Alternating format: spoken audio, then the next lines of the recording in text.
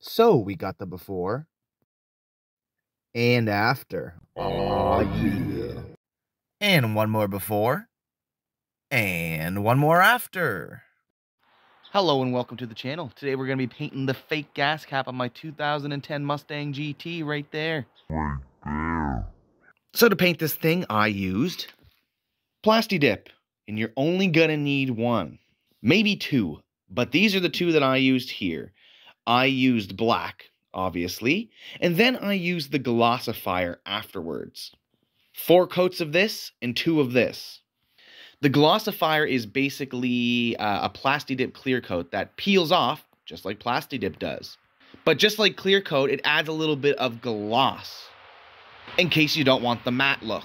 The first step is actually cleaning this thing. To get the paint to cure to it, you just gotta clean it. You don't have to do any wet sanding because this is plasti dip. If it was normal paint, that might be a good idea. Alright, so step 1 is mask off everything. You don't have to mask off this part, as you can just peel it off later, but I figured it'd just be less work peeling it off the GT badge if I just taped over it. So that's what I did. Also, I know it seems a little excessive, like how much newspaper I got here, but I find when you're painting, a lot of it just kind of floats up in the air and then settles back down again, so, you know, just where this is the nice car, and not the old winter beaters, that I would cover up more than necessary. Alright, so for the first coat, it's always recommended that you go really light. So we're going to do a light little dusting here for the first coat.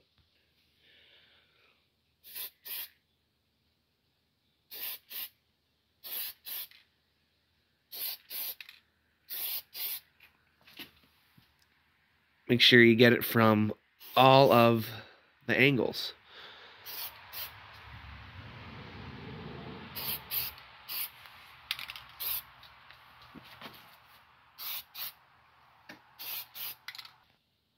There, that's the first coat, and you can barely even tell that it's there. It's really tempting to spray heavy. Don't do it. And I'm really glad I masked off so much more area than I need to, because in the middle of spraying, you start getting anxious, like, where's this shit going? But because I masked off so much, I think we're good. Might even do that little patch there. Now we're just going to give this about 5 to 10 minutes to dry. It really shouldn't take that long as you sprayed it light, like I said. Alright, second coat is going to be pretty much the exact same. Maybe I'll spray a little heavier for it, but still going to keep this one light. It looks a little orange peely when you spray light, but that's always the way I've been told to do it for the first couple of coats at least. For the last couple ones, we'll spray a little heavier, and that'll fix that up a bit.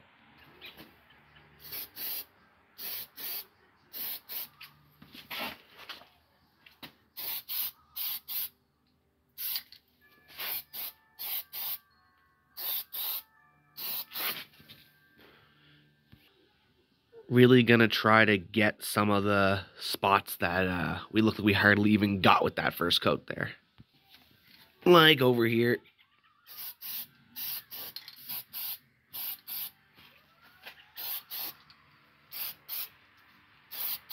And when you do it, really just make sure to get it from all angles. There, that's coat 2. And I probably went a little heavier than I should have in one spot, but as long as it's not running, that should be fine. So I didn't film myself doing it, but the third coat, just finished it, and I put that one on quite a bit thicker.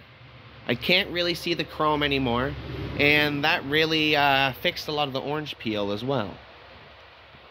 But still there a bit, we're going to do a fourth coat. Because I sprayed this one a little heavier myself, I would give this at least 20 minutes to dry.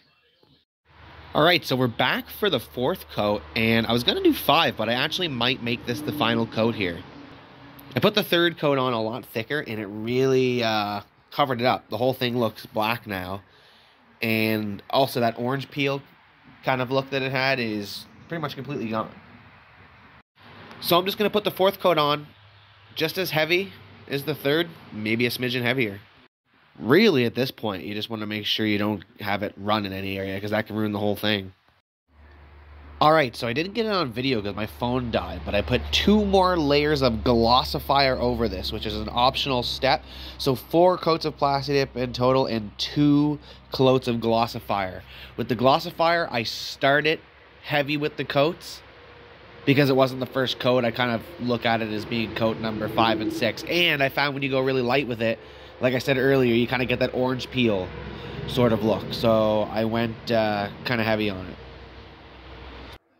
And now it's time to just peel all this off. I will say one thing, I should have made sure my tape was down a little bit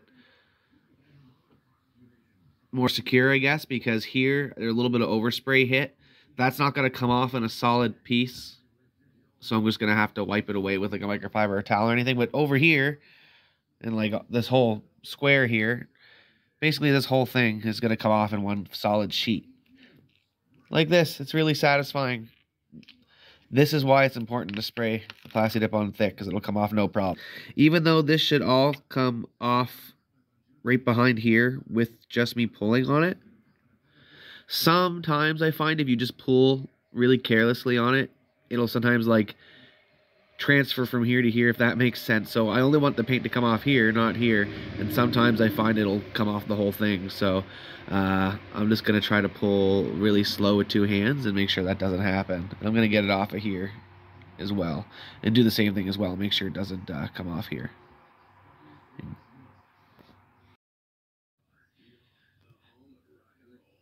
This is why you put your plasti dip on thick, because when it comes off properly, it's super, super easy.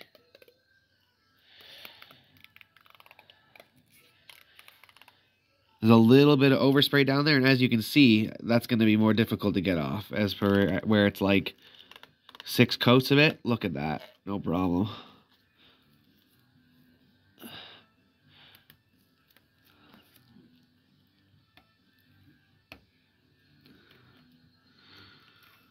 Look at that, no problem. What didn't think this was going to work that well.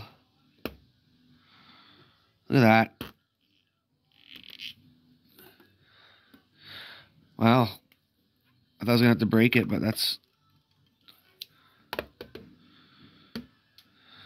Look at that.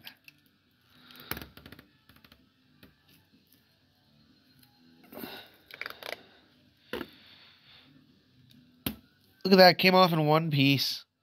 That's awesome. So yeah, that came off no problem. So I bet you all this here will as well. But yeah, there's a little bit of overspray there, so I got to clean that up. And that's it. All done. Holy fuck, bud, don't that look some good? And there's another after and another before. Let me know down in the comments below which one you like more, because some people like the chrome.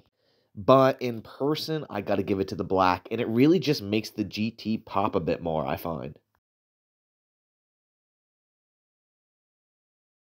And I think using this stuff is great because if all of a sudden you miss the original look, or say you ever want to sell it and you want, say the person buying the car wants it the way the car came, then you can just peel it right off. And if you spray enough coats, it comes off very, very well. Also, the last thing here. So, this part here, the inside circle, as you can see, was chrome. Just like the GT badge here. This part was kind of gray. So I painted the whole thing. I wasn't sure if I was going to keep the whole thing black or if I wanted to peel this off to kind of bring back the old school chrome look and then leave this part black. But I think I'm just going to keep the whole thing black because I really like how it looks. It still looks old school, but it looks good.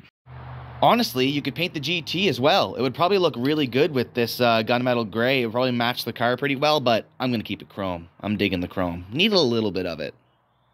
At least on the classic kind of looking new retro muscle car.